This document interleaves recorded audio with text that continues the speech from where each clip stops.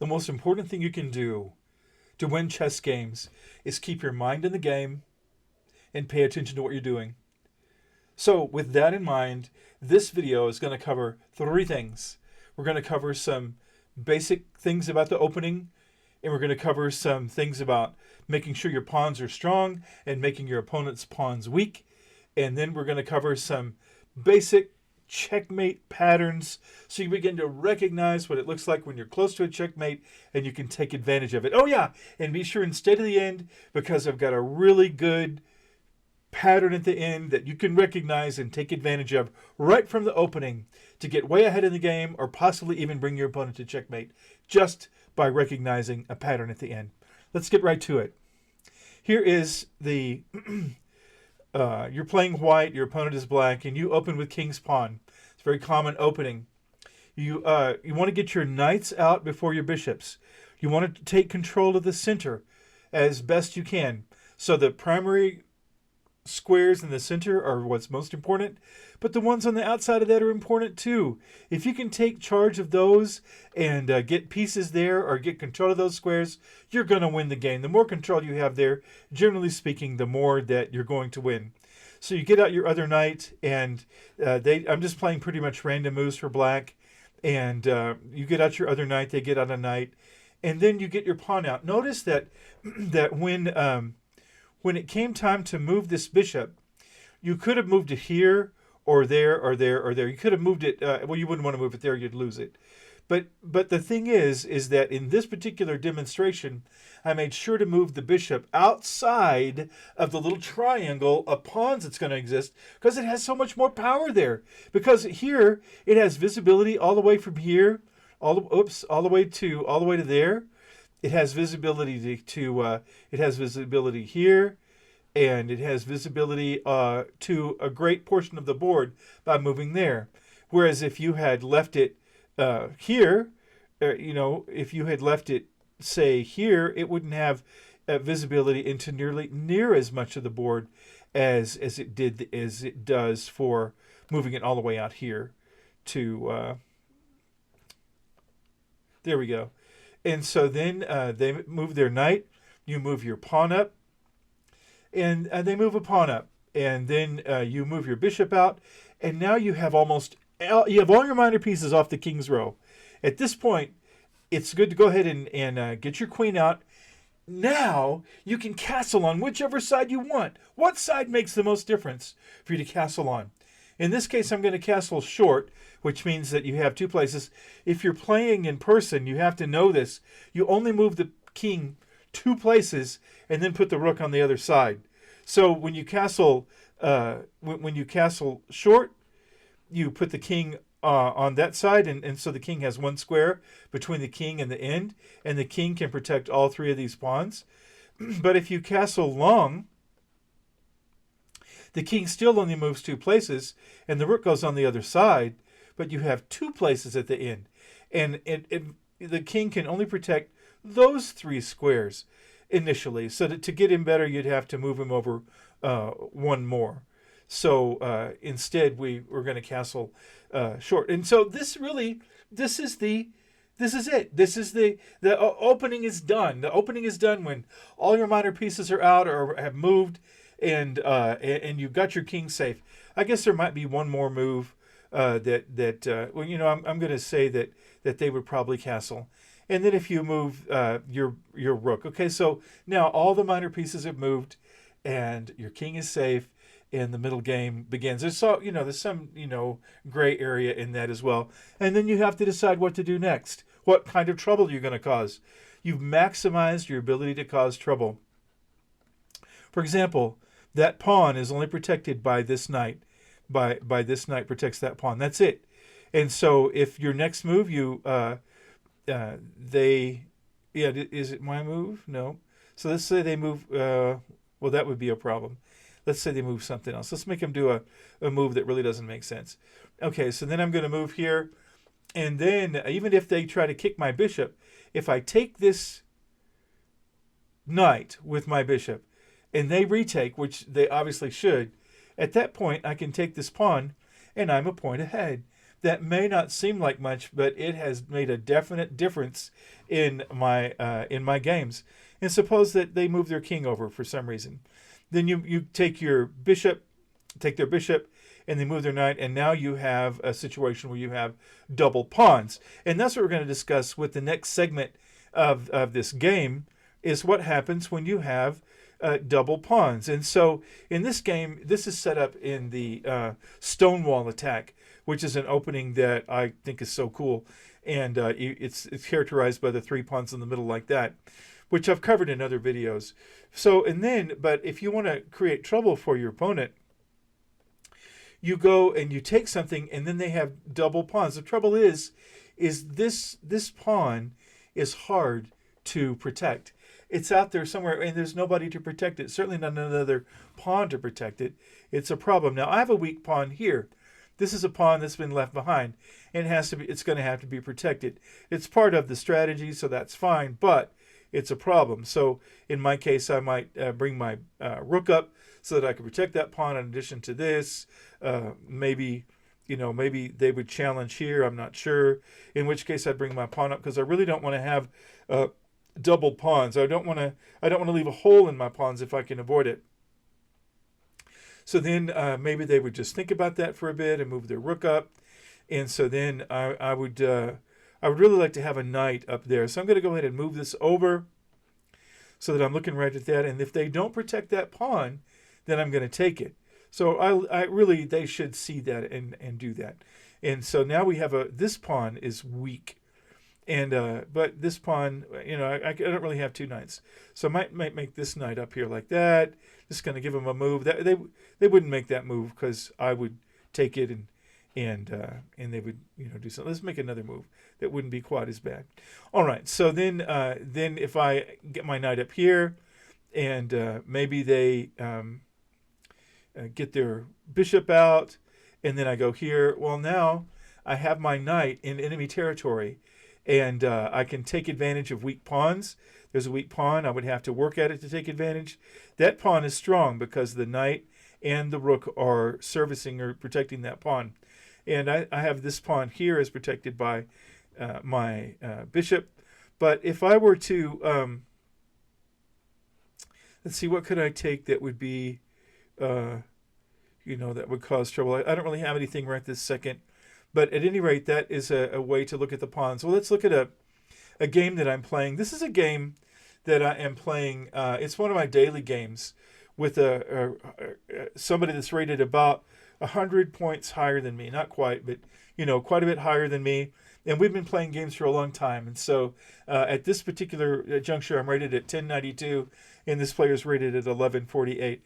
So this guy makes really fantastic moves. So, and where is he from? Let's see. Luxembourg. Okay. So anyway, so we've got some trouble with pawns. This pawn is in La La Land. This one's in La La Land. My pawn here is weak. These pawns are weak. There's nothing protecting them. And we've got to this point by a lot of battle. So at this point, he brings his rook up to threaten this pawn and this pawn. And so I bring my king up to protect this pawn, and also going to threaten his rook if he doesn't do something. So he takes that pawn. So I take this weak pawn. And he moves up, and now he's looking at both of these weak pawns. There's not a lot I can do. So I move my rook up here to at least protect this pawn and also threaten that pawn. It's the end game. It's pawn wars. So he does that. Then I think that where are we at? This is where we're at right now. I just moved here, and he has not moved anything yet. So I am going to go through a scenario that I think might happen. He may move the move that I showed you. He might move here to keep my pawn from moving up because that would be, perhaps a problem for him. At this point, I could move this pawn up. I kind of like that idea. And although, now that I think about it, let's try something else. He goes here. So then I can put his king in check. And his king's going to move. And I can go here. And I can take, and when he moves there, I can take this pawn. Why can't I take that pawn? Oh, he has to move out of check. There we go. So he's going to move out of check. We're going to move him more to the central part of the board. And I take this pawn. And then he gets to choose. Probably he will take this pawn. That's what I would do if I was him. And then he will take this pawn. And then, he took that. He didn't take this pawn. That's fine.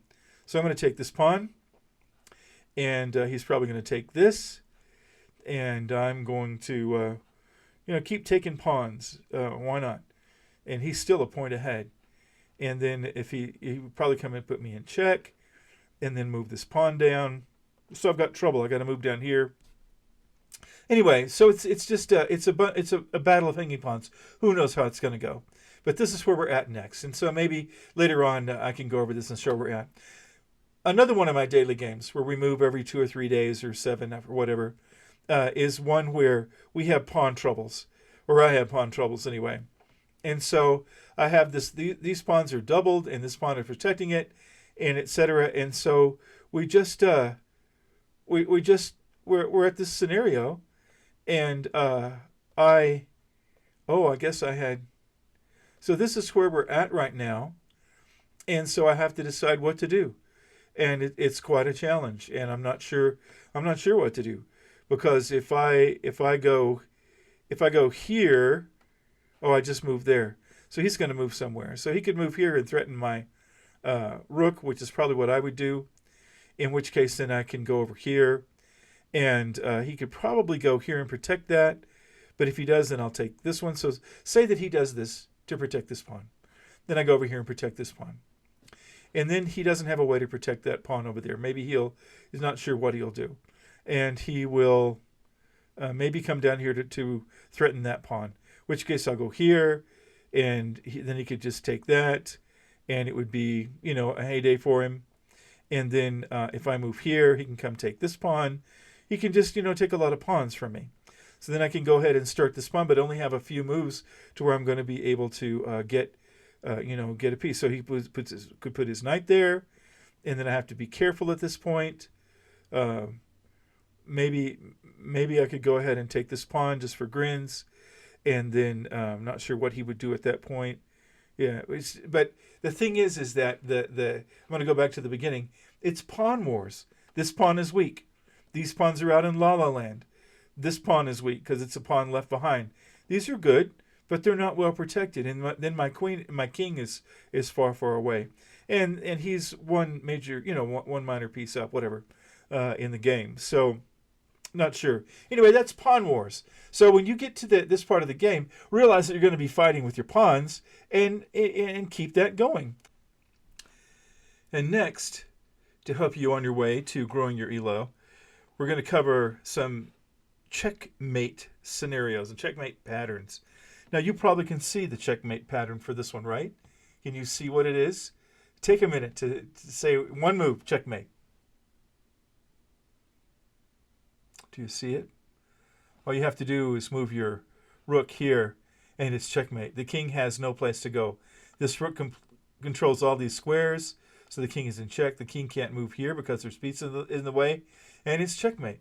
So that is a fantastic back rank checkmate. Now then, if you had your rook here and your opponent had the rook there, you couldn't do this back rank checkmate. It wouldn't work. You'd have to come up with some other method to make it happen. And that's what we've got here. Here's a scenario where you couldn't make the back rank checkmate right away, because if you move here, the queen would simply take your rook, and it wouldn't help you at all. So in this case, it doesn't work for you. So what could you do? Well, this queen is busy. This queen has got two major jobs: protecting this rook and protecting the back rank. Suppose that you take the rook with your queen, and then if this queen takes your queen, then it's checkmate. And so beginning players will probably catch that. A player that is, more advanced probably won't pick up that. But if you are working as a, working toward getting a 700 or 800 elo and getting past that, you're going to be being with players about the same level as you are. That's how this elo thing works. You play people at your level, and then you get past that, and then it's a tug of war, constant tug of war, which is pretty fascinating, actually. All right, so that's that. But now let's take it to another level. Suppose that they move their pawn, and actually, let's say it's your turn. I messed up here. There we go. So you move a pawn. Whoops. There we go. All right. So now, if you move your pawn up, and they move a pawn up, it looks like that they are free to move here, and it's not really a back rank checkmate. And so if you take their rook, and they take your queen, and then you take with your rook, the fact is that this bishop has that square protected, and so it is a back rank checkmate, although it's completely unexpected. Well, let's look at another scenario. This is called the box-in checkmate. It's a very famous, very common way to have a checkmate, and it is because the king really doesn't have any squares to go. The knight protects here, and of course this bishop protects everything up here, and the king protects here and here. So the king has no legal moves, can't move here because his own piece is in the way. So when you take it and you move your rook here, it is checkmate because the king can't go anywhere, and it is checkmate. It's a box-in checkmate. So keep in mind that when the king is situated where he has no legal moves, at that point, if you come with a rook or some other piece to put him in check, then it is checkmate, even though it's in the middle of the board or someplace you wouldn't expect it to be. So here's a check scenario that is pretty interesting. I've been in this situation, and I think I'm not going to be able to win it. Nothing I can do. Well, actually, you have to know the right patterns. You go and put the king in check. The king has to move. If you put your rook here and the king goes here, you put your knight up, and it is checkmate because the rook is there, and then the knight puts the king in check. That way the king has no move, so it is checkmate. Well, let's go back and suppose that the king goes the other way. Let's just start over. So you go here, and the king goes there, and you go there, and the king goes here. And you think, well, the king is going to escape. Nothing I can do. Well, instead of thinking that, you put your knight up, and the king has to go somewhere. He's going to go here. So you put your knight here, and the king has two moves. Let's say the king goes to this move here. At that point, you take your rook, and it is checkmate because the knight is protecting this square, and the rook is, of course, protecting that square, and the king is in check. So let's take it back where it was, and say the king goes the other way. So you go here, and the king goes here, and you go there. It goes here, and then you go. Let's see, it was here, and then the king only has here, and then you go here like that. Okay, the king can go here, which I just showed you, which creates that other checkmate scenario. Has a name, although I can't think of it right this second. If he goes here, then all you do is move your rook here, and it's checkmate because the rook controls these squares and the knight controls those squares. So if you know what you're doing and you're in that scenario, the king can't escape. Now, there's plenty of places for error, and if you do it, well, then you're going to learn something. That's the way every chess game is. Either you're going to win or you're going to learn. All right. So now we come to the end game here, where it's going to show you a scenario of how to take advantage of your opponent. So this is such a common opening. So we're going to take the queen up. This is called a wayward queen attack, or wayward queen something. I think it's attack. And so there's several things that your opponent might do. Your opponent might bring a pawn up to threaten the queen, in which case the queen goes, and it is threatening the king and the rook. And so if your opponent brings out the queen, well, you take the rook and you're way ahead of the game. So let's say that it's different though. And you're here, and your opponent goes ahead and protects this pawn. Well, in this case, you get your bishop out, and you're going for the square. And a beginner player could very easily make a mistake and play the knight up here. And once they did, well, you play here, and it's checkmate.